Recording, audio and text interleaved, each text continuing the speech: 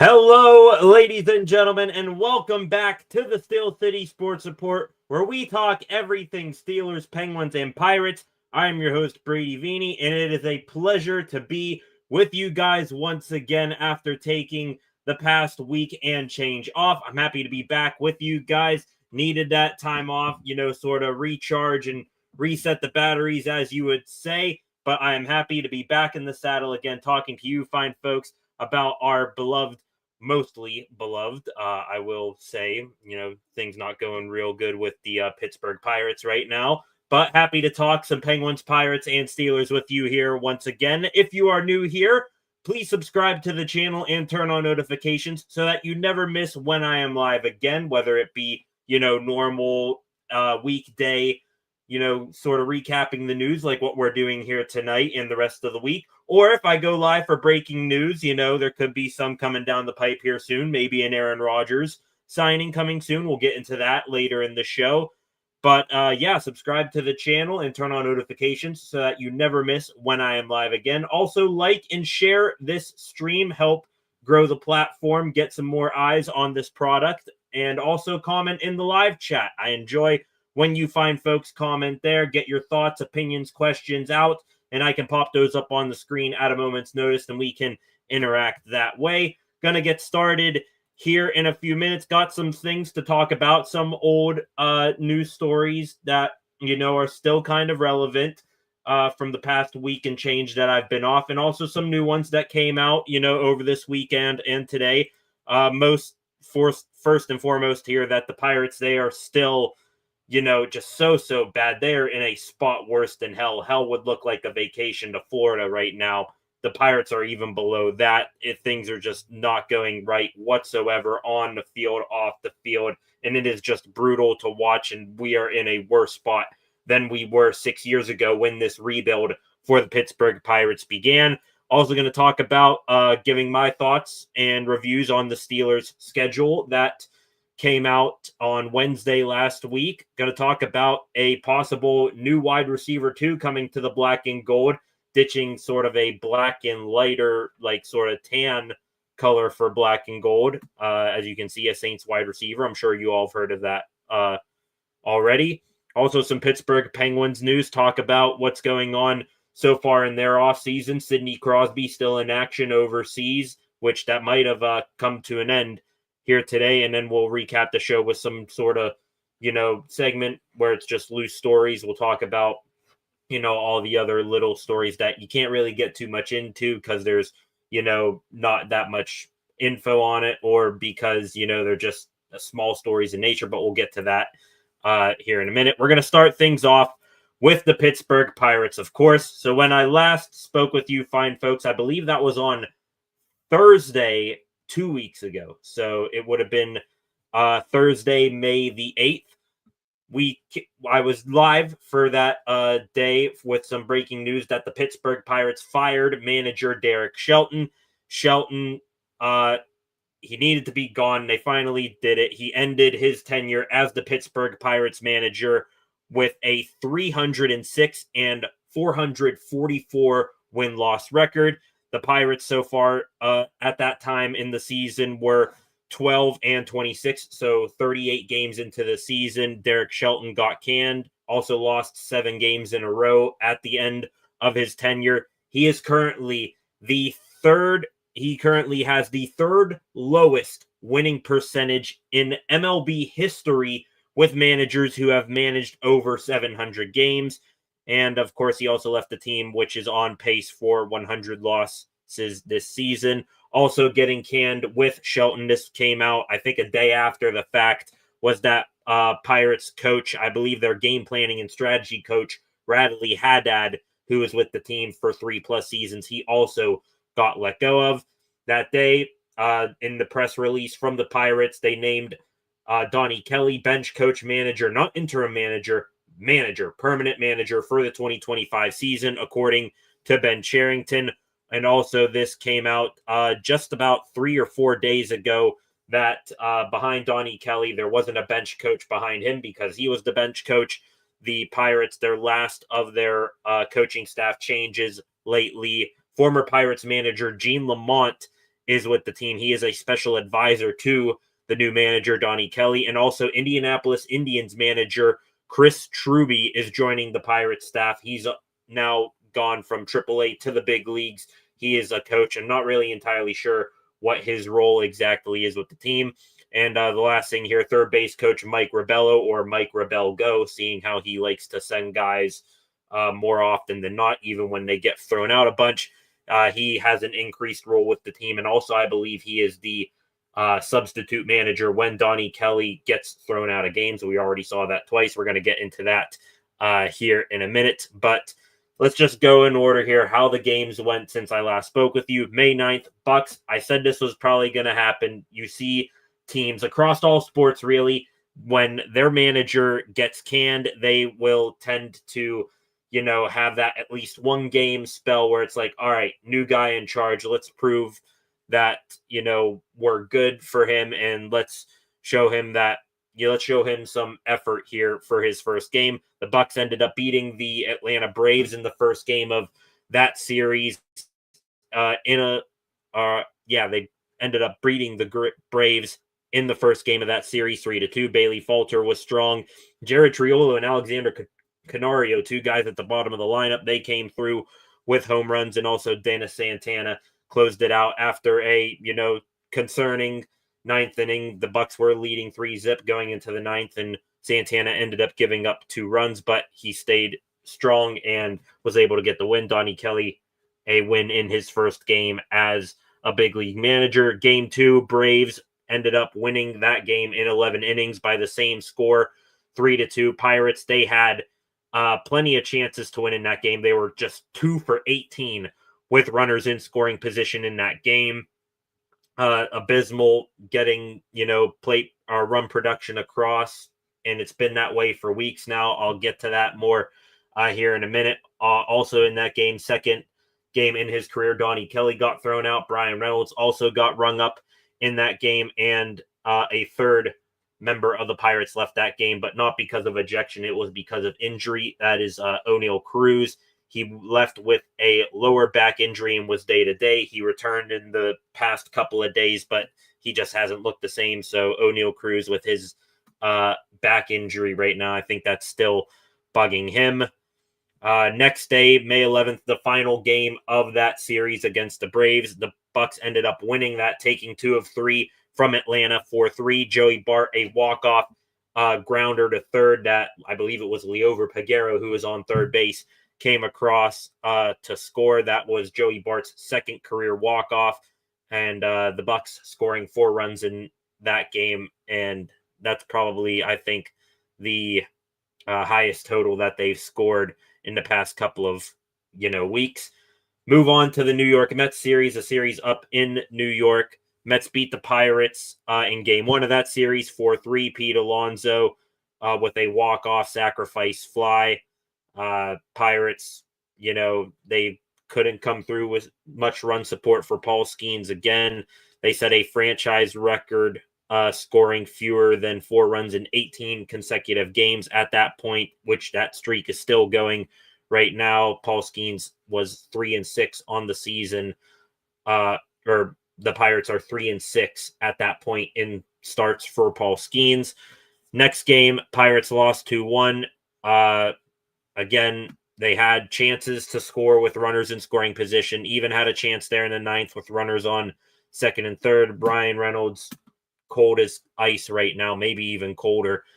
He struck out with runners in scoring position, and Joey Bart grounded out to end the ball game. Your two of your guys who you expect to be good contributors in this lineup, they couldn't get the job done there.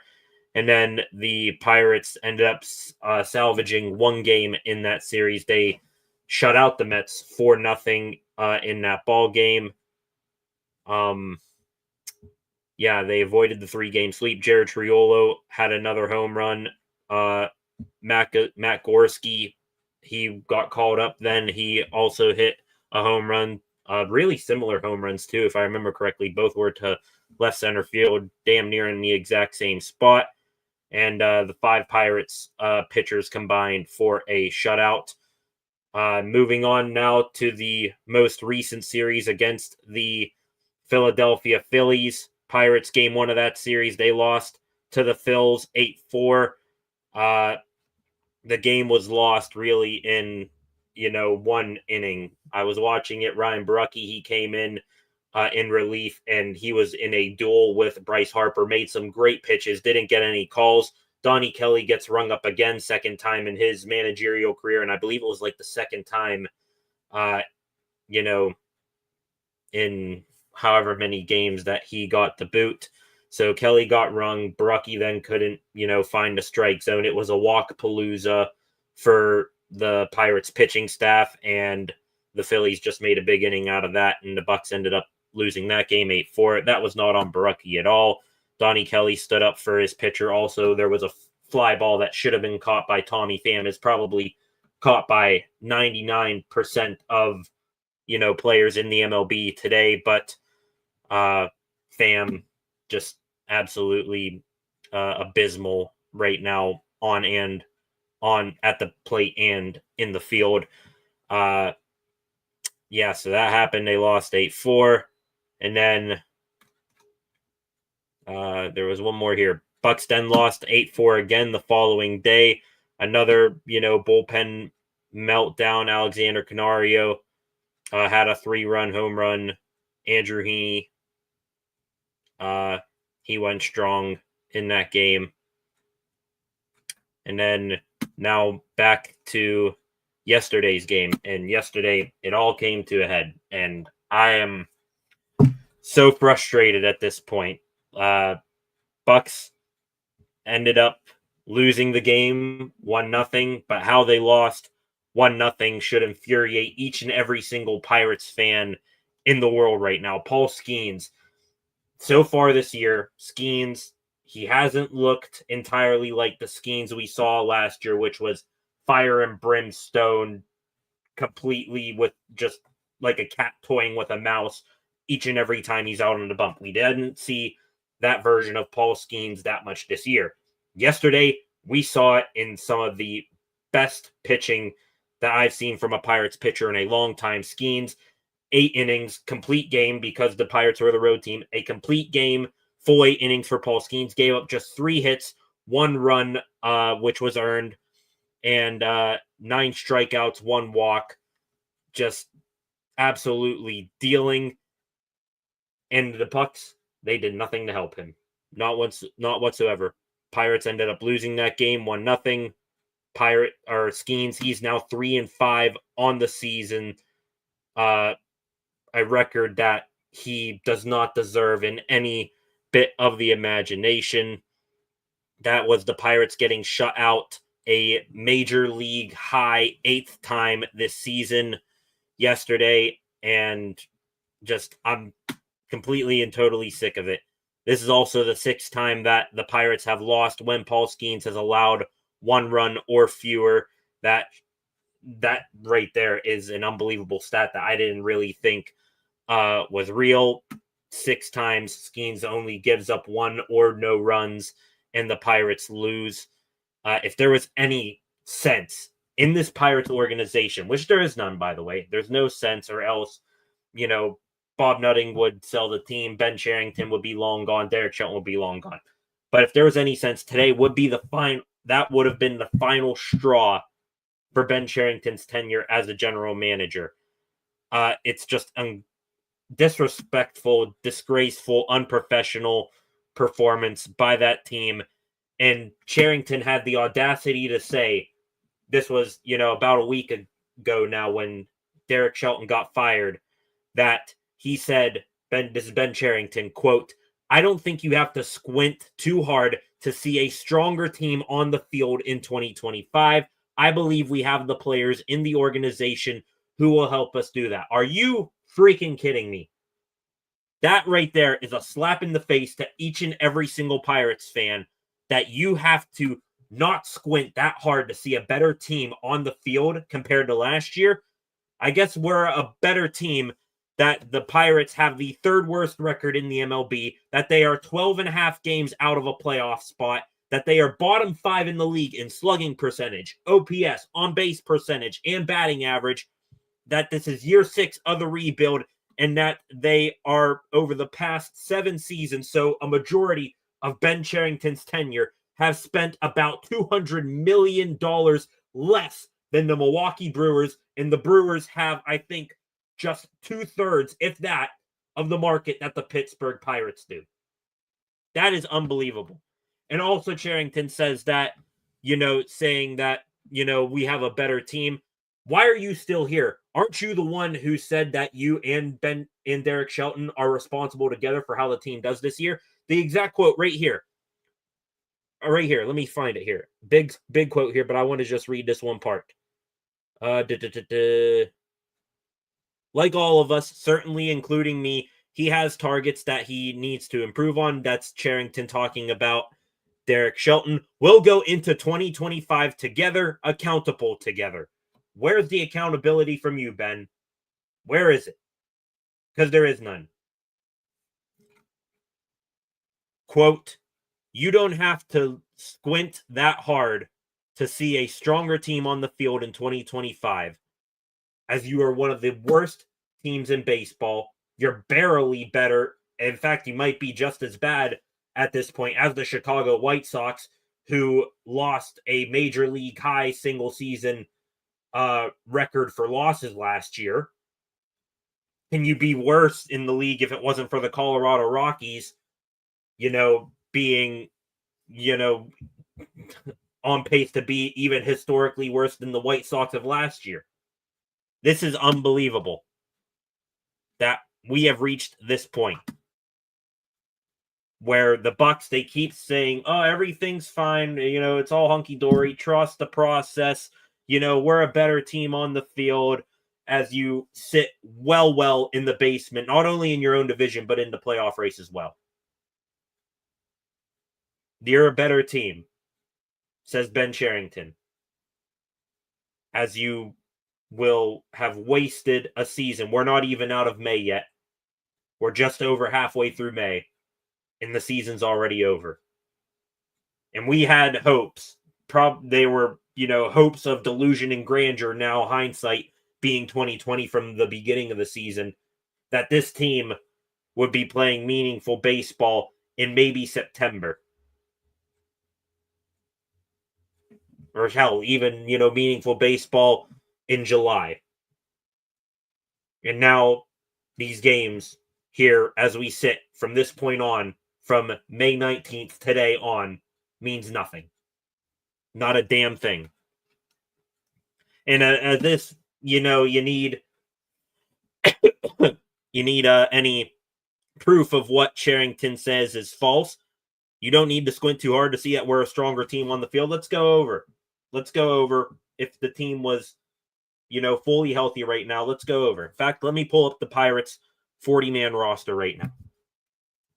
We're a stronger team on the field than last year. Let me go over the Pirates' current 40-man roster, and let's see if we're stronger. Braxton Ashcraft, prospect pitcher in the minors. David Bednar, once-year closer, now just a run-of-the-mill relief pitcher. He has bounced back somewhat from being sent down earlier in the year, but still, though, what a fall from grace he has. Ryan Barucki, a dude who you brought back, who was on your team last year, a dude who you brought back on a spring training invite this past season. He's been one of your best relievers. Mike Burrows, minor league guy, haven't seen him. Bailey Falter, he's regressed this year. Caleb Ferguson, average, I guess is what you can call him at best. He was probably your top relief pitcher, addition this year. But he's been average. You could have brought back freaking Aroldis Chapman, but no, you didn't. Let me go to the comments real quick here. Get a break here. John Harvey, welcome back, John. The Pirates organization will continue to wreak failure with Nutting as owner, along with Cherington. Paul Skeens is in oppression as a Pirate. Mark Cuban, the Pirates' messiah, me think. Mark Cuban, I mean, anybody would be better than Ben Cherington at this point. I don't care. All right, then Bob Nutting. Bob Nutting, let me put us in the terms of another sport. Bob Nutting is the Dan Snyder of the MLB. Of course, you may or may not know Dan Snyder, former owner of the Washington Commanders now. They were the Washington Redskins and football team before that. But Snyder didn't really, give a crap about competing with the team. And, Nutting hasn't done, heinous non-football stuff that, Snyder has had. But look at where the Washington Commanders are today. They are one of the juggernauts in the NFL with a franchise player, kind of like how the Pirates have a franchise player in Paul Skeens. And all it took was the owner to sell the team to someone who cares and who will bring in people who are committed to winning. And you are not seeing that whatsoever. So thank you, Jonathan. Yeah, they're not going to go anywhere. Even if you fire Ben Cherington, which needs to happen, things aren't going to change because Bob Nutting is at the helm. He's the main guy. He's the head honcho. But anyways, back to my recap of this so-called better team on the field in 2025. Let me run through some relative players here on the 40-man roster. Left off with Bailey Falter there, who's regressed. Caleb Ferguson, he's been average. Thomas Harrington, he only had a cup of coffee in the MLB. Andrew Heaney, you paid him $5 million on a one-year deal to be a, fourth, fifth rotational pitcher. He started the year off hot, but he's fallen back into, what we would expect from a guy who signed late into the offseason. Colin Holderman, completely dog crap, almost did that there. Jared Jones, going to talk more on him here in a bit. He's been absolutely nowhere to be seen, and you're not going to see him for a while. I'll just get this out of the way now. If they aren't going bad enough already, Jones, he was building back up, looking to make a post All-Star break return. That isn't going to happen now because Alex Stumpf, one of the Pirates beat reporters, he said that Jones is going to meet tomorrow with Dr. Keith Meister. He's sort of the Tommy John expert for the MLB. But Jones had a setback in his recovery, and now Tommy John surgery is most likely to happen. So, Jared Jones, see you in 2027. Back to the 40-man roster here. So you won't see Jared Jones. Mitch Keller, hindsight being 2020, you probably wish you'd had traded him, a year or two ago now, or maybe even this offseason now. He's been brutal. Justin Lawrence, all right, relief pitcher, nothing spectacular, 60-day IL. Tim Meza, left-hander, who's, been underwhelming as well, 60-day IL. Carmen Majinski, relief pitcher who's still in the starting rotation for some reason. Dari Moreta, haven't seen him. He's still coming back from Tommy John surgery. One of your best relief pitchers from last year, Kyle Nicholas, he's in the minors because when he got called up to the major leagues, he stunk. Johan Oviedo, 60-day IL, still coming back from Tommy John surgery. Dennis Santana, he's your impromptu closer right now. He's been one of your best relief pitchers. Chase Shugart, he's been a decent relief pitcher, but, decent in Pirates terms is probably bad on other MLB teams. Skeens, Superman, but can't save the day all the time because the team sucks so bad behind him. And then Joey Wentz, average relief pitcher. On to the catchers. Let's see here. You got two catchers listed on the 40-man roster. Joey Bart and Henry Davis. Henry Davis, 1-1 pick by Ben Cherington, has been completely and totally irrelevant at the major league level with the bat. Because he's such a pull hitter, he might be able to keep one fair every now and again for an extra base hit or a home run. Otherwise, he's grounding out or striking out. And Joey Bart, he doesn't have the golden horseshoe up his ass that he did last year, smacking the ball all over the yard. He's regressed a bit at the plate. The reason why there's only two catchers on MLB.com's official website is because your third catcher, Endy Rodriguez, he's still on the IL, but you have him playing out of position at first base for most of the time. So great job there, Derek Shelton and Ben Cherington. Looking at the other infielders here, Adam Frazier, the shell of once MLB All-Star Adam Frazier so many, many years ago. He's your everyday second baseman right now, and he sucks because Nick Gonzalez, who's right below him on this list, he's on the 10-day IL. At least Gonzalez is on his track back. I believe he's on a rehab assignment right now. Matt Gorski, former high draft pick of the Bucks, but because he wasn't a Ben Cherington draft pick when he came out of the draft, I believe Gorski, he was 2017 or 2018 draft. So right before Ben Cherington came in, he got drafted. Well, with Cherington at the helm, he hasn't been able to even sniff the majors. And even when he has, did all right. But hey, get sent back down for Spencer Horwitz, who's now back. Speaking of Spencer Horwitz, your probably biggest offseason acquisition. You traded Luis Ortiz, one of your better starting pitchers, and 2 prospects for Horwitz. And Horwitz got pinch hit for the other day because he can't hit left-handed pitching. Platoon first baseman with mediocre pop at a position that you need power. Great acquisition there. Key Brian Hayes looks healthy, still can't hit the ball. It hurts me to say that because Key's one of my guys.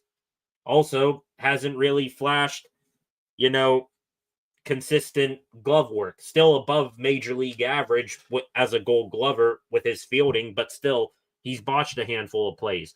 Isaiah Kiner-Falefa, trade deadline acquisition last year.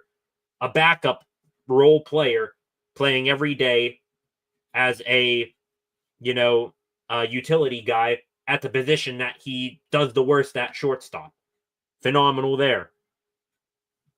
He's only, just a little bit better than Brian De La Cruz, who was another trade deadline acquisition last year. Liover Peguero, once thought to be a top prospect in the organization. Has anybody heard from him except for, 2-3 games the past week before he got sent back down? Jared Triolo, congratulations. Congratulations on getting a Gold Glove for utility player. You got your bobblehead, which nobody really gave a crap about. He still sucks at the plate, minus hitting a couple home runs recently. And Manuel Valdez, dude's been between average and ass. He's on the 60-day IL. Nick York, another infielder here. He hasn't played in the majors this year. One of your better hitting prospects, which even then he's probably average at best. He hasn't been in the majors. Outfielders, Ji-Hwan Bae just got sent back down, which, by the way, Ji-Hwan Bae, thank you. Saw you recently. So it was cool meeting you, Ji-Hwan, cool dude, but still, though, not a major league player. Alexander Canario, been all right, playing more and more recently with Derek Shelton gone. Donnie Kelly's been playing him more. He's been all right, but all right doesn't, make you suitable to be an everyday big leader. O'Neal Cruz, your best player this year, got injured. Since coming back from the injury, he's struck out, I think, 13 of 16 at-bats, so he's not healthy. He's regressed. Andrew McCutchen, still doing his best at 38 years old to be a contributor in the lineup, but he's slowly fading off. Tommy Pham needs his ass DFA'd. I don't know what more he can do other than, strike out and hit into double plays and not catch fly balls. What does Tommy Pham bring to this team? Nothing, but yet he's still on the roster. Brian Reynolds, he's regressed too. Has had his slowest start to a season in his career and doesn't show any signs of improving anywhere soon. Nick Solak, he's up with the team after hitting .393 in AAA. I don't even know if he has a hit yet at the major league level. And last year on the 40-man roster here that I really care about, Jack Suwinski, who was once a 26 home run hitter, now stuck as the prototype of what is called a 4A player, a dude who absolutely mashes in AAA, but when he gets to the MLB, he can't hit for crap. So that is the status of your Pittsburgh Pirates roster, which, if you squint not too hard, according to Ben Cherington, is much, much better. Think I got it all out of my system there. Just recap, Pirates on track for their worst season in team history. They're wasting Paul Skeens. I wish Skeens at this point would come out publicly criticizing the team or hell, even request a trade at this point, because then there might be real action taking, like Ben Cherington being fired, or, I don't know how you would do it at this point in the season. A made true, notable player, not named Spencer Horwitz, someone who is a legit everyday MLB guy who can actually hit, is brought in. Manager got fired after 38 games. Not a single hitter under this regime has been developed. Your best hitter developed out of this organization past 6 years has been Nick Gonzalez, which he's been average. Worst offense in baseball, which they are now, I believe, 22 games in a row where they have scored 4 or less runs. The worst runs per game average in baseball at 3. And that's the on the field stuff. Then you got the off the field stuff. Jared Jones likely going to miss the rest of this year and next year total with Tommy John surgery. Other guys injured. Gonzalez, Cruz, Oviedo, Moreta. Those guys aren't going to be, game changers when they come back, but still they're hurt. Roberto Clemente sign getting taken down and then put back up. The Bucko Bricks dilemma, which more has been, uncovered in that scenario. KDKA just did a new independent investigation on behalf of the Pittsburgh Sports and Exhibition Authority, which they said in a, quote from the article, the story that they did on that, quote, rather than being treated as construction debris, careful steps were taken and project funds were expended to salvage and preserve the Bucko bricks, either for reinstallation or for a return of them to the fans who had purchased them, the report read. The Pirates rejected both of those options and opted instead to discard them. So the Pirates, they did, instead of, taking the proper steps to, get the Bucko bricks back to fans or preserve them, they just discarded them like common trash, like everybody thought. Got a fan. This has nothing to do with the Pirates, but still it's a unfortunate, situation and a national spotlight on them. The fan falling from the right field bleachers. Another fan getting beat with a belt by a Pirate security or Pirate, PNC Park employee a couple weeks ago. Just, I'm done talking about the Pirates. Just, it's frustrating. They're in a worse spot than what they were a decade ago. They're in a worse spot than what they were when this rebuild began, when Andrew McCutchen and Garrett Cole and everybody else got traded, 6, 7, 8 years ago now. They're in a worse spot, and things aren't going to change. Either things aren't going to change. You might fire Ben Cherington, but Bob Nutting is still the owner, so he'll just bring in the next Ben Cherington and Derek Shelton, most likely. Just, things aren't going to change, or if they do change, if things do make substantial change, then that probably means you're staring down another 3, 4, 5-year rebuild in which O'Neill Cruz, Brian Reynolds, Paul Skeens, those types of guys get shipped off for lottery tickets again. All right. Done talking about the Pirates. Pirates, by the way, back in action tonight. Starting a 3-game series, really 7 days in a row of home games against 2 divisional rivals. They play game 1 of a 3-game series against the Cincinnati Reds tonight. Looking at your lineup here, Ke'Bryan Hayes leading off in O'Neill Cruz's absence at third base. Andrew McCutchen, designated hitter, batting second. Brian Reynolds, because you can't take him out of the lineup at this point, he's playing in right field, batting third. Joey Bart, I guess looking at this entire lineup right now, your best chance of getting a clutch hit, he's batting fourth at catching. Alexander Canario, who's been better recently, but shouldn't be on most MLB teams even be close to batting fifth. He's playing in center field. Nick Solak, who I mentioned earlier, playing first base. Tommy Sham in left, batting seventh. Anybody with a pulse would probably be better than Tommy Pham at this point. Isaiah Kiner-Falefa batting 8th at shortstop, and then Jared Triolo rounds out the lineup batting 9th and playing second base. Mitch Keller with his, I believe, 1-5 record at this point on the bump. Might go 4 or 5, maybe even 6 innings if he's on today. Give up, 2-3 runs. Bucks will lose 3-2. Seems to be par for the course. Also, shout out to whatever beautiful person. I saw this picture from Cassidy Woods, who covers the team. I believe this looks to be outside the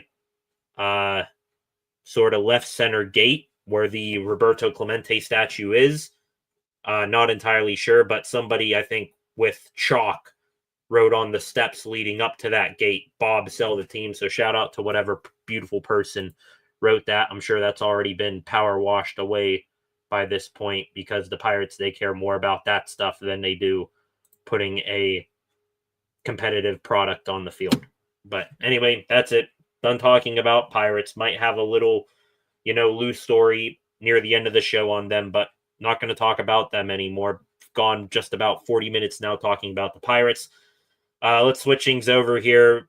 Bit of an old story here, but still going to cover it. Pittsburgh Steelers.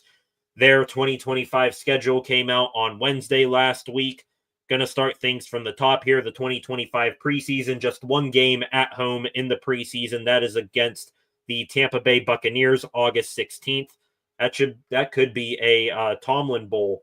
I believe Mike Tomlin's son, Dino, who was a wide receiver at Boston College, wasn't, all that good. He got picked up by the Buccaneers as an undrafted free agent this offseason. So week 2 of the preseason, August 16th against the Buccaneers, could be a Tomlin Bowl. The other 2 preseason games, August 9th, the first preseason game against the Jacksonville Jaguars, could see, second overall pick Travis Hunter in that game. Who knows? And then your final preseason game, August 21st. That is a 7 p.m. Game. That's against the Carolina Panthers. Now on to the regular season here. Interesting game to start off the season. Week 1, September 7th. That is a 1 p.m. game in New York. Well, really New Jersey. MetLife Stadium against the New York Jets. So, depending on if a certain 41-year-old quarterback were to sign with the Steelers, we could get the starting quarterbacks of the Steelers and Jets last year swapping teams and facing each other in week 1. Justin Fields goes against the team that, well, really, not the team, the coach that sat him after 6 games last year. Justin Fields will have a chance to get his revenge against Mike Tomlin and the Steelers. Meanwhile, if Aaron Rodgers signs with the Steelers, he will get to have a revenge game right out of the gates against the New York Jets. Week 2 home opener, another revenge game of sorts. That is a September 14th, 1 p.m. start time against the Seattle Seahawks. So DK Metcalf in his new city inside Acrisure Stadium, he will go against his old team in the Seattle Seahawks, a new look Seattle Seahawks to boot. Week 3 against the New England Patriots, September 21st, 1 p.m. That is a road game in Foxborough against a Patriots team that will look to take a step forward this year. Drake May looks to be a guy up there. They'll have a lot to prove there with new head coach and a new culture in Mike Vrabel there, the former Pittsburgh Steeler. Week 4, that is when the Steelers will indeed cross the pond. September 28th with a 9:30 a.m. start time.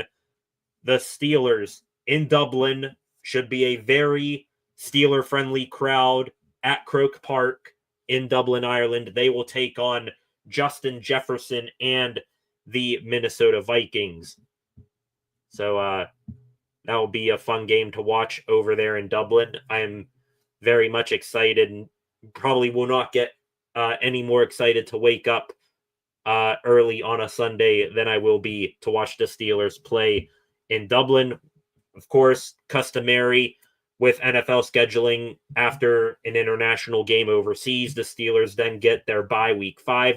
Week 6, back in Acrisure Stadium against the Cleveland Browns, which could be the Kenny Pickett-led Cleveland Browns. Who knows who's going to be the starting quarterback there right now with all their options available. So that is a 1 p.m. start time, the first divisional matchup of the year, week 6.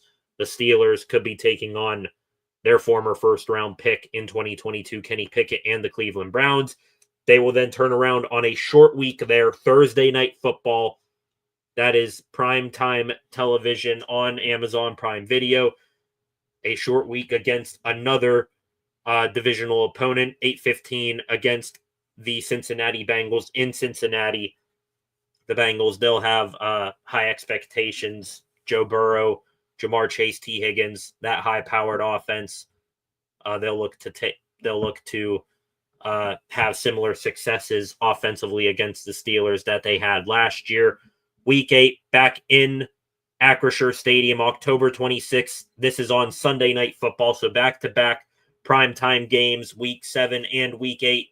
That will be Sunday Night Football, 8:20 p.m. against the Green Bay Packers. So going back into the Aaron Rodgers hypotheticals here, he could get a revenge game there, Week 8, if he is healthy, against the Green Bay Packers on Sunday Night Football. Week 9, then, this will probably be your Steelers trap game at home against the Indianapolis Colts, 1 p.m. start time there. Week 10 on the road, heading west to the Los Angeles Chargers, November 9th, 8:20 p.m. That is Sunday Night Football again. Justin Herbert with Harbaugh out there will take on the Steelers once again, but it will be a revenge game for one Najee Harris.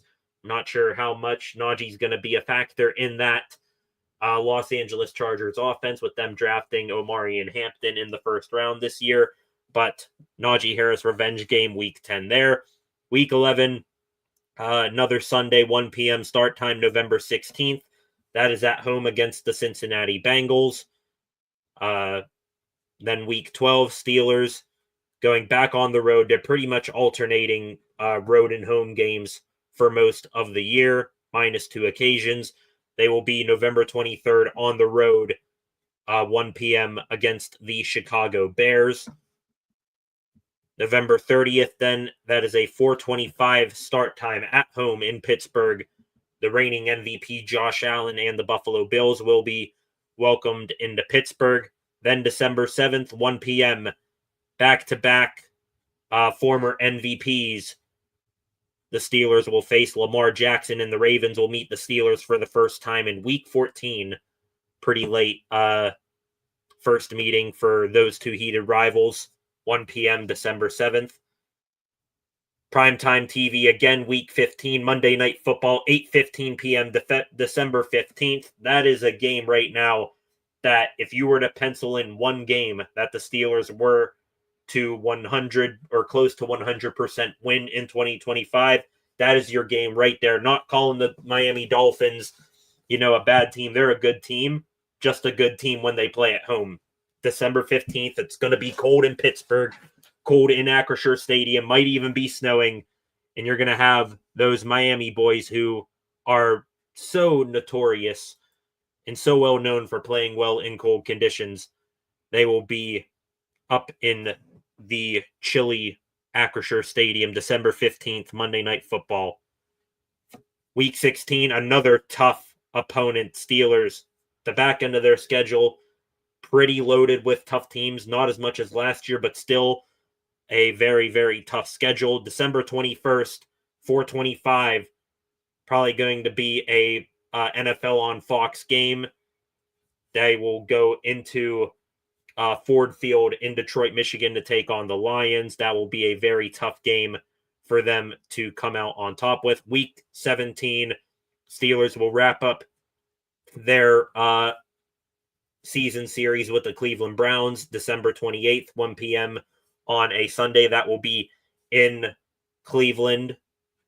So the Steelers will be back outdoors for that game. And then week 18, date and time to be determined. Of course, it will be a home game against the Baltimore Ravens.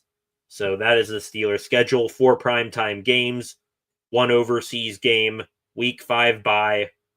Lots of storylines to go for each and every single one of these games, I'm sure.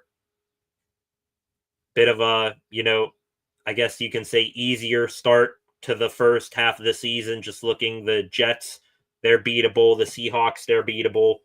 Same thing with the Patriots, Vikings, they'll have a rookie quarterback. They could be beatable. The Browns, the Bengals, Packers, you've beaten them before. The Colts, even though you lost to them last year, I think you have the capabilities of beating them. And then after that, week 10 and onward, Chargers, Bengals, Bills, Ravens, Lions, Ravens again. Just a not as big of a murderer's row of, season-ending slate of games as last year, but still, nothing to scoff at. So that is the 2025 schedule for the Pittsburgh Steelers. Going to switch gears here to some more Steelers news. And as you know by now, I covered this, I believe, the second to last time I was live. The Steelers, a shocker. This was early on Wednesday morning a couple of weeks ago, trading George Pickens to the Dallas Cowboys, opening up once again a hole in the wide receiver room. They need a WR2, and I'm not going to say this is going to happen. This is, in fact, most likely isn't going to happen, but I can't help but talk about the possibility of this happening. Adam Crowley from the Fan Morning Show at 93.7 The Fan. It's been confirmed by other Steelers reporters and beat reporters and insiders that the Steelers have been in talks with the New Orleans Saints about the availability of wide receiver Chris Olave. I would love so much to have Olave on the Pittsburgh Steelers. Crowley added that the Steelers would be willing to trade a day 2 pick for Chris Olave. Would be all right with them trading a second-round pick, but the Steelers, if they could trade a third-round pick for Olave, by all means do it. You got at least 2 third-round picks next year, possibly 1 or 2 more coming down the pipe, depending on how some departed players do. But the Steelers, preliminary discussions, according to Alan Saunders, another Steelers beat reporter, about a trade for wide receiver Chris Olave. Olave, I believe, 6 foot even, 187 pounds. So on the bit of the smaller side of wide receivers, but still he's an explosive player. Dude can produce at an elite rate. Another Ohio State guy. Steelers, they seem to love their Ohio State players, as evident with what they did this last draft. But as things stand right now, nothing is imminent, and it's probably likely not to happen. The Steelers, they called on Olave, and they were essentially told no by Nick Farabaugh, another Steelers beat reporter. The Saints, apparently, they want a second-round pick and a day 3 pick. But it seems like nothing's imminent right now. It'll be something to keep an eye on. Another thing, though, I say out of one side of my mouth that I would love to have Olave. He could be a great wide receiver for the Steelers and really be at least, give at least similar production to George Pickens, if not be a slight upgrade. However, injury history is a concern. 2020, 2022, 2023, and 2024. So pretty much every single season for the past 5 seasons, he's had a concussion. Head injuries are different than injuries to other parts of the body. That is one thing that you need to worry about for Chris Olave. So you hope that he's on the other side of that. Even if he doesn't come to the Steelers, you hope that, he can stay healthy as a just phenomenal player in the NFL. Wish nothing but the best for him in that aspect. But if the Steelers were to trade for him, that is something to keep in mind. You're sort of taking a big risk and big reward swing there. Gonna switch things up here once again before we get into the sort of mixed matched news stories and reports segment of the show. Let's talk about some Pittsburgh Penguins real quick. Couple weeks ago, the NHL announced their quarter century team for the NHL. You had some great current and slightly past players get named to this quarter century team. I believe Nick Lindstrom was one of those. Patrick Kane, just spitballing here. Patrick Waugh, I believe, was one of the goalies for the NHL quarter century team. So they picked their top 25 players over the last 25 years. And current Penguins, no shock whatsoever, no surprise that these two are going to make the list. Sidney Crosby and Evgeny Malkin were named to the quarter century team.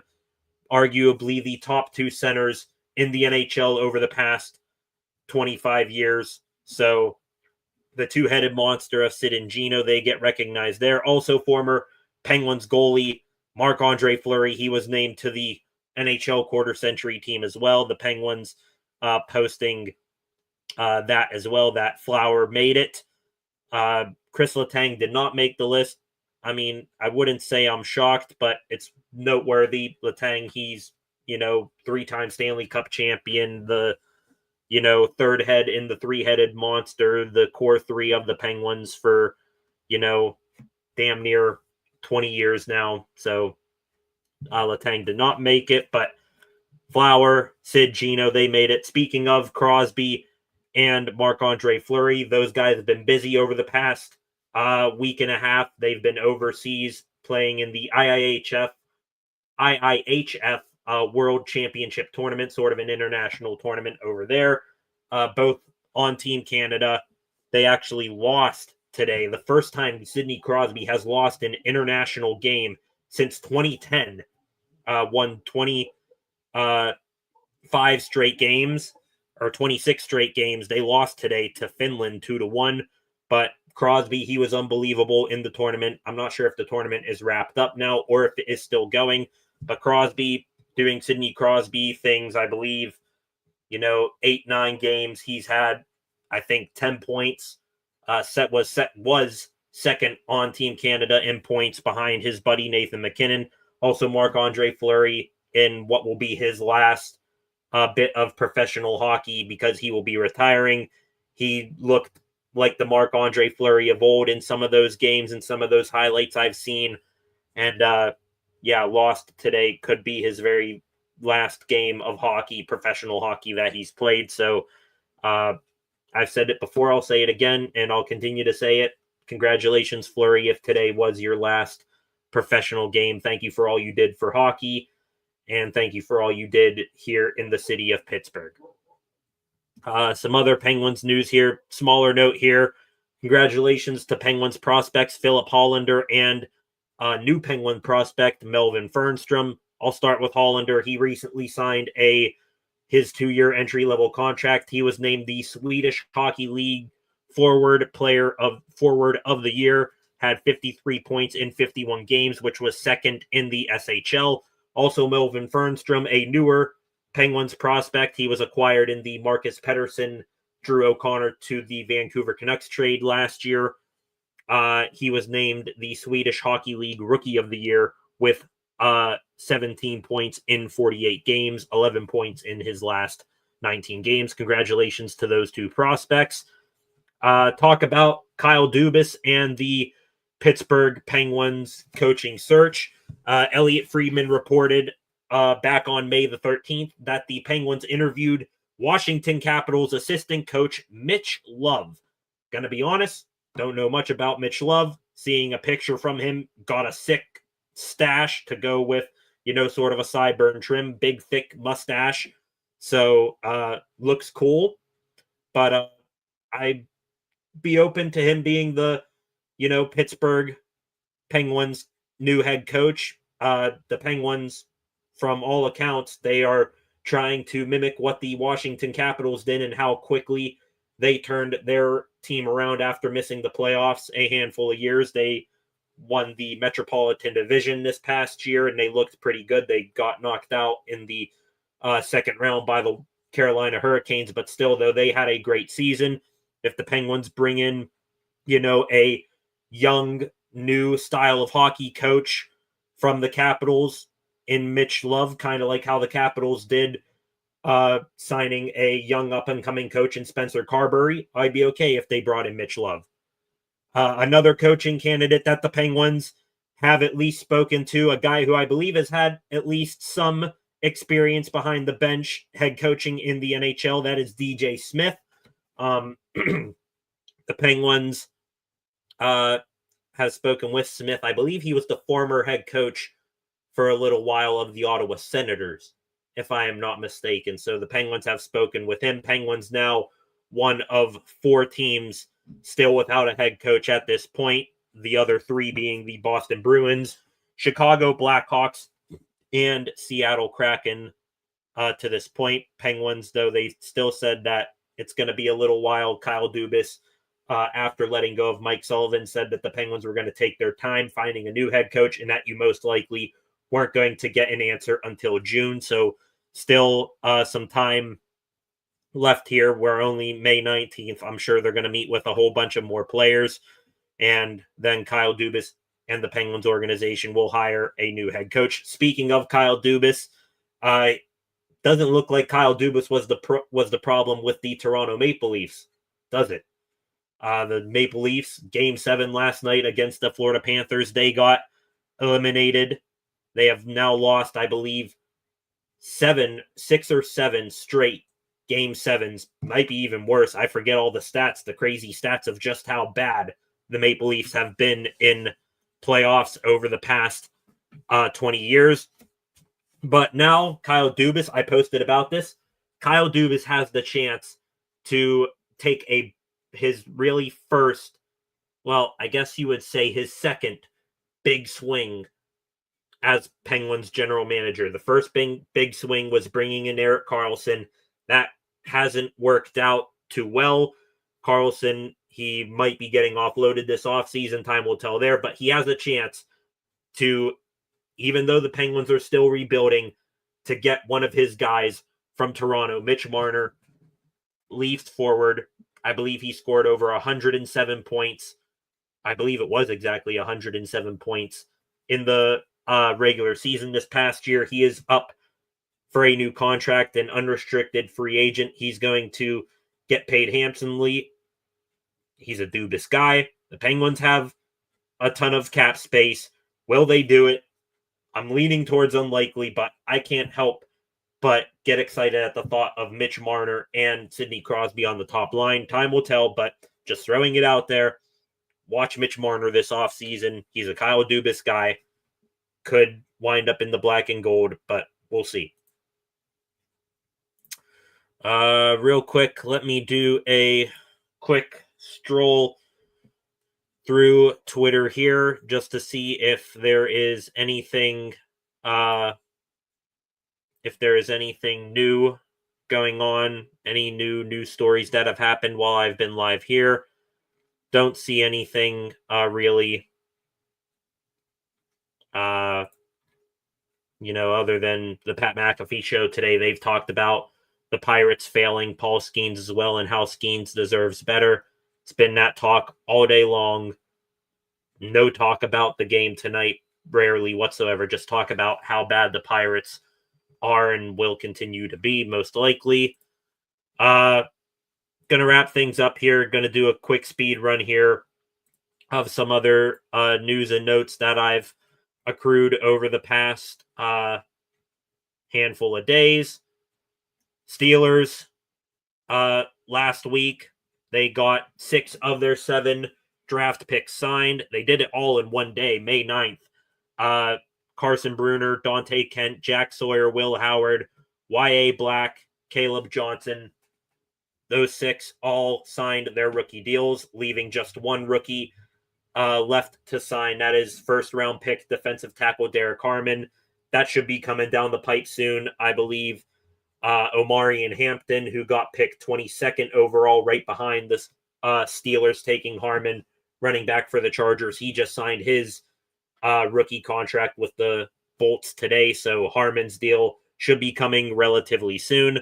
Also, the Steelers, they had their rookie mini camp with those rookies. Like I just said, that has now come and gone. The Steelers out of that rookie camp, they signed running back Max Hurlman, I believe Notre Dame product.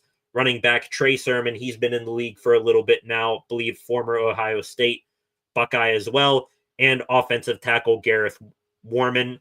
They also released running back Aaron Shampklin. He was a bit of a feel-good story last year as well. I believe he's a teacher. He got released. So those are all the newest contract signings that the Steelers have made. Some new players that they have brought in. One player that they sent out the door, George Pickens, of course, going to talk about a little bit of development post-trade of him to the Dallas Cowboys. Pickens told the Dallas media after the trade that he did not request a trade from Pittsburgh and that he found out just like the rest of us.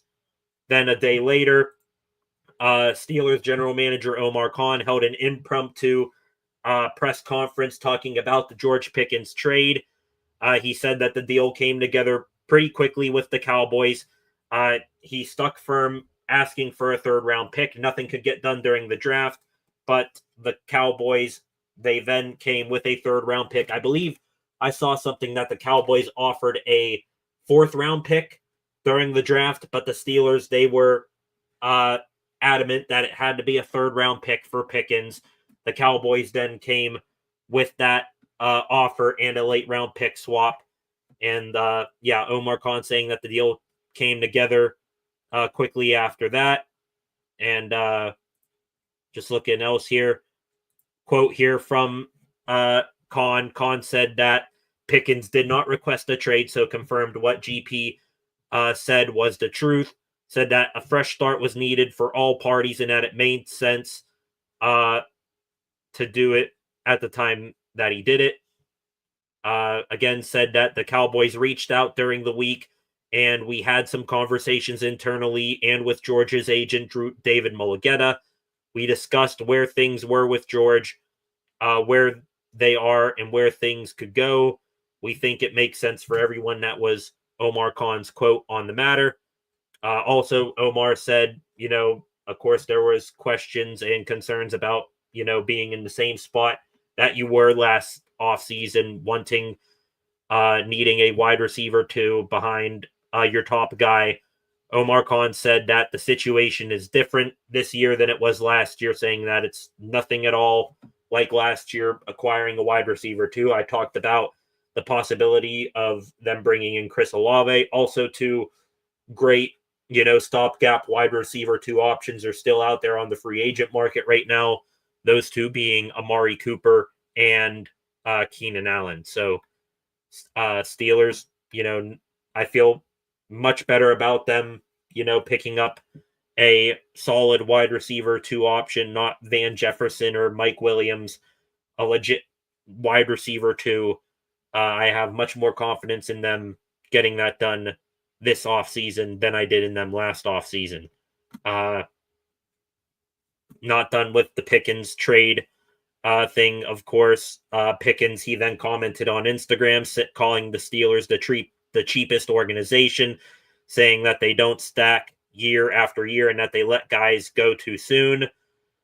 He then, I guess, backtracked that on his Instagram story, saying that he was literally on a plane and that he was seeing straight lies from Pittsburgh fans. He said that he's happy with everything that happened in the Steel City. And, just sort of mixed sort of signals there from Pickens. Is he, angry at the Steelers organization? Is he happy for the time there? I guess he could be both, but who knows? Just talking more about the Steelers trade of Pickens to the Cowboys. Steelers beat reporter Mark Caboli said that, significant locker room guys got fed up with Pickens' antics and quickly got turned off by him for multiple reasons. Some felt that it would be counterproductive to keep him around and, even with his talent, he needed to go. They felt that the locker room could turn toxic if he remained with the organization. Not many teams were interested in trading for Pickens, making it difficult for the Steelers to get market value for him. Not many were broken up within the organizations that Pickens got traded. And that was all from Mark Aboli there, talking about how disconnected and how much of an outsider Pickens was in the Steelers locker room. Former NFLer TJ Houshmandzadeh, more of a national voice. He also spoke on this, saying Pickens had stepped over and crossed the line a bit too many times. And I know people that play with the Steelers, he'd been late to the team plane that would be flying out to away games multiple times. He'd be late to get on the team bus, and they had had enough of it. So seems like, time will tell, but, as of right now, this could be a situation where it is addition by subtraction for your Pittsburgh Steelers trading away George Pickens, and they got a third round pick out of it anyways, which they probably would have gotten compensatory wise a year from now, 2 years from now. Moving from one troubling, problematic Steelers wide receiver to a former problematic Steelers wide receiver. I say, talking about George Pickens and his problems are strictly in the football sense. Meanwhile, another wide receiver, everybody probably knows who is a problem off the field. That is Antonio Brown. Brown back in the headlines again. He got arrested at Aiden Ross's boxing event in Miami, Florida last week after allegedly pulling out a firearm and firing shots while trying to fight off, not sure if it was one or two or multiple people who were trying to rob AB of his jewelry necklace that he was wearing. I believe Antonio Brown has since been released from custody, and he even appeared on Aiden Ross's live stream talking about the matter. So sucks to see AB back in the news for negative reasons, and hope everything gets squared away with him after that whole situation. Going to talk about Aaron Rodgers here for a hot minute. Any other day, really, most days, this would be a top of the, headline story here. But just because this Aaron Rodgers situation has been drawn out for months on end right now, it kind of feels less important. Ian O'Connor, who is a biographer of Aaron Rodgers, he reports that Aaron Rodgers is likely to sign with the Steelers this week. So Ian O'Connor, he covers Rodgers. I believe he wrote a book on Aaron Rodgers. He's kind of tied in with Rodgers. I heard rumors that, he told 93.7 The Fan that whatever is the personal matter that is keeping Rodgers from signing, Rodgers, saying that on the Pat McAfee show a couple weeks ago, whatever that situation, that personal issue is with Rodgers, I believe O'Connor said that is going to be coming to a close soon. Rumor has it that could be Rodgers sort of having a reunion, sort of rebonding with his family. Who knows? But, I guess everybody keep on your toes about Aaron Rodgers possibly signing with the Black and Gold this week. Seems like a different reporter each week is saying that, but maybe this might be for real this time. Who knows?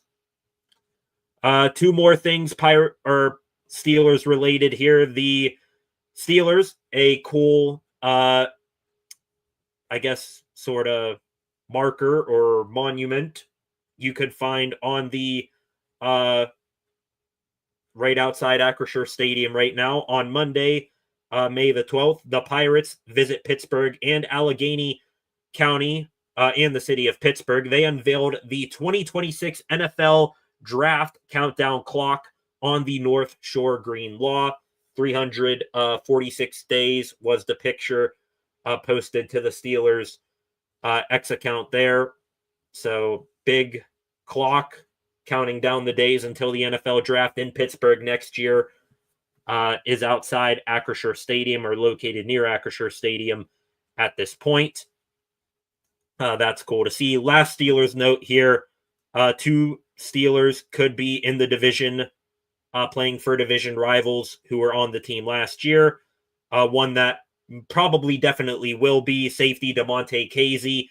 He signed with the Cleveland Browns on that Monday, May the 12th. 1-year deal, spent the last 3 seasons with the Steelers. Interesting, the Browns and Steelers really swapping their number 3 safeties on their depth chart. Juan Thornhill, of course, signing with the Steelers earlier this offseason. Now, DeMonte Casey, he is a Cleveland Brown. One report that could see another Steeler sign with a division rival. This from Adam Schefter of ESPN today. Defensive lineman Montravius Adams, who was released a couple of weeks ago by the Steelers after they drafted Derek Harmon. He was on a visit with the Cincinnati Bengals today. So Mont Adams, who was behind Keanu Benton for the past 2 seasons, could now be on his way to the Cincinnati Bengals. So that does that. One sort of loose news story that I have here that's on the Penguins, but not on the Penguins. Former Penguins player, former Stanley Cup champion with the Penguins, both as a player and as a coach, Rick Tocchet, former head coach of the Vancouver Canucks. A little bit of tongue-tied there. He was hired as the new head coach of the Philadelphia Flyers. So Tocchet back in the Metropolitan Division. Really a perfect fit for him going out to Philadelphia, one of their most recognizable players in franchise history for the Flyers. Hate seeing Tocchet go there just because it is such a good fit, but newsworthy nonetheless. Tocchet, after winning cups with the Penguins and head coaching the Canucks and maybe I think the former Arizona Coyotes, he is now on his 3rd head coaching gig with the division rival Philadelphia Flyers. Wrapping things up here, some loose Pittsburgh Pirates stories. Back on May the 11th, the Pirates, or the MLB, updated their top 100 prospects rankings. Bubba Chandler, Pittsburgh Pirates top prospect, is now the number 2 overall prospect in all of the MLB pipeline rankings, behind Roman Anthony of the Boston Red Sox, outfielder there. But Bubba Chandler, he is the top pitching prospect in all of baseball right now.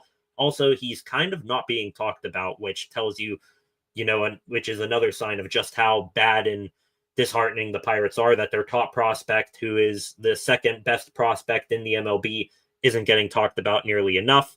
Also, some other Pirates in the top 100 MLB prospect pipeline rankings. Connor Griffin, he is now up to number 37 in the prospect rankings. He has been absolutely mashing in single-A ball for the Bradenton Marauders. He just hits home runs each and every time I see something from him, and I got some dogs bursting through the door here. That's all right.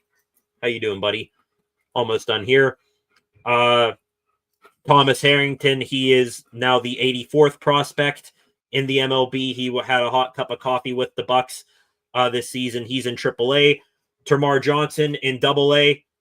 He is the number 87th prospect. And left-handed pitcher Hunter Barco, who has had a phenomenal year in the minor leagues, was with the Altoona Curve to start the season and was now with the Indianapolis Indians. He is the number 93rd prospect in the MLB. Hi. How you doing? All right. 5 minutes. I love you. 5 minutes.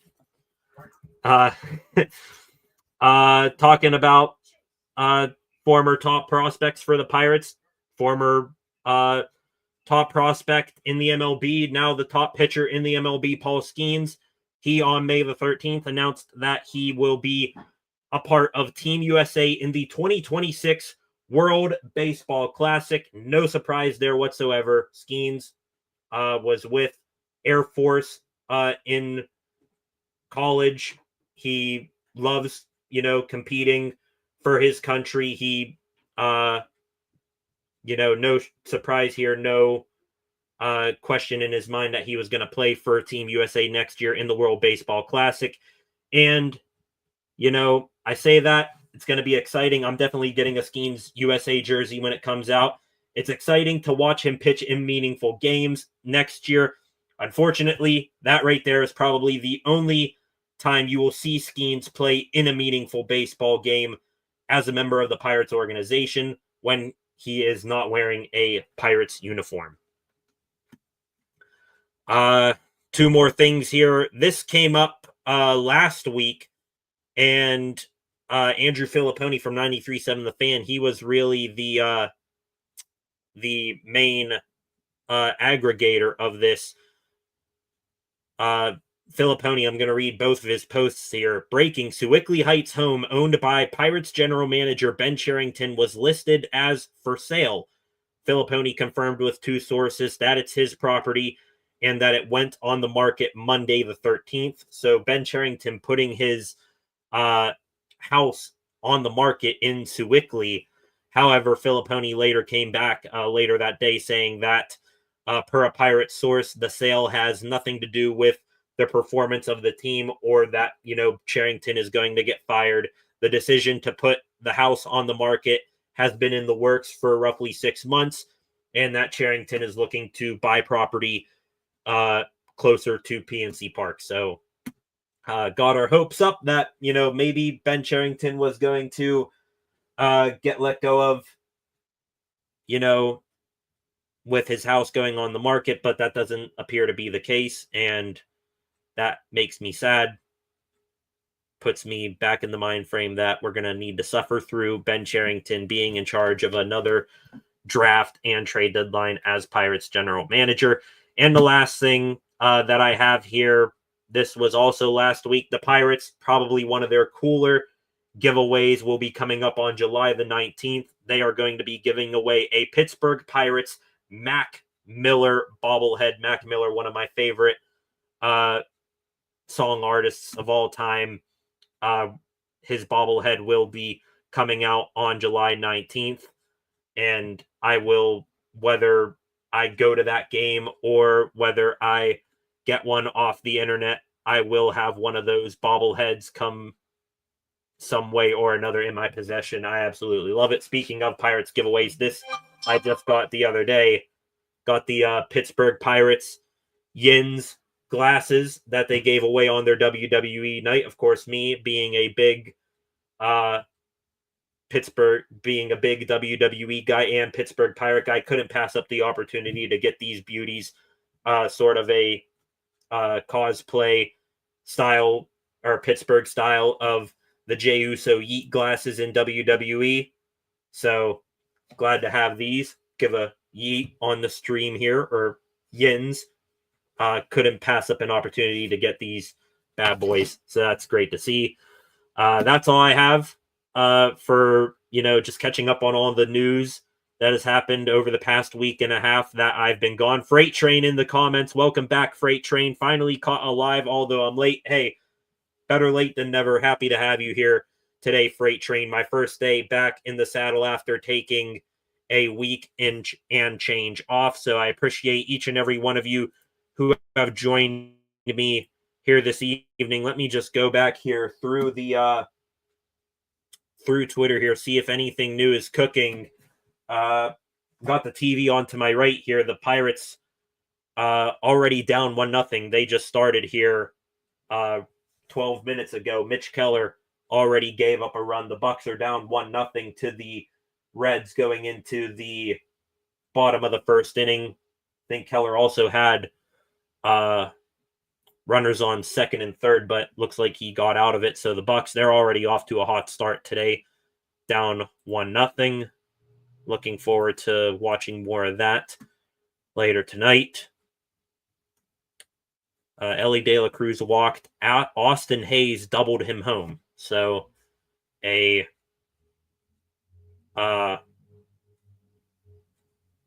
off-season addition for the Reds that the Pirates should have brought in Austin Hayes instead of useless Tommy Pham. Makes the Pirates hurt early in this ball game. Phenomenal to see. Just great. I think that will do it for today's show. I guess I will. I'll do this. Happy birthday to Pittsburgh Steelers late great Craig Wolfley, passed away earlier this year. Happy heavenly birthday, Wolf. Thank you for all you did for the black and gold. Looking here, not seeing anything else new here. So I think I'm going to call it a stream there. Did you happen to see the X post I sent you the day Shelton got fired? Yes, I did, Freight Train. I appreciate that. That was actually one of the posts that I bookmarked talking about the Shelton firing that day. I think it was on about like 20 minutes after the trade, talked about that. I did see your post then. I can't remember if you were on during that live stream, but it was, great to have that interaction with you on Twitter. Would appreciate it if you keep doing that. With that, ladies and gentlemen, gonna put the Yin's sunglasses back on. Maybe it'll block my vision a little bit from watching this abysmal baseball team on the screen to my right. With that, first day back in the saddle after a week and change off. Been on here for almost an hour and a half now. Thank you for joining me here today. Cool. I wasn't sure if you would be due to following stuff. Yeah, I can see your stuff. I got my notifications turned on, so I see when you guys like and comment and tag me in posts. So I appreciate it. But with that, appreciate you all joining me here tonight. I'm gonna go get a drink here. Thank you for joining me. Be sure to tune back tomorrow, same time, around 5:30, 6 o'clock-ish, for some more Pittsburgh sports news. If you're new here, subscribe to the channel, turn on notifications, share this video, like this video, comment on this video. I would appreciate it very, very much. Thank you all for joining me here this evening. Love, enjoy interacting with you fine folks, and I will see you guys back here tomorrow, where hopefully we will be talking about the Pirates winning, even though it's a long shot. Key Brian Hayes striking out there. With that, thank you all. Appreciate you all, and I will see you guys back here tomorrow. Let's watch the Bucks suck. See you guys back here tomorrow night. Peace. Love you all.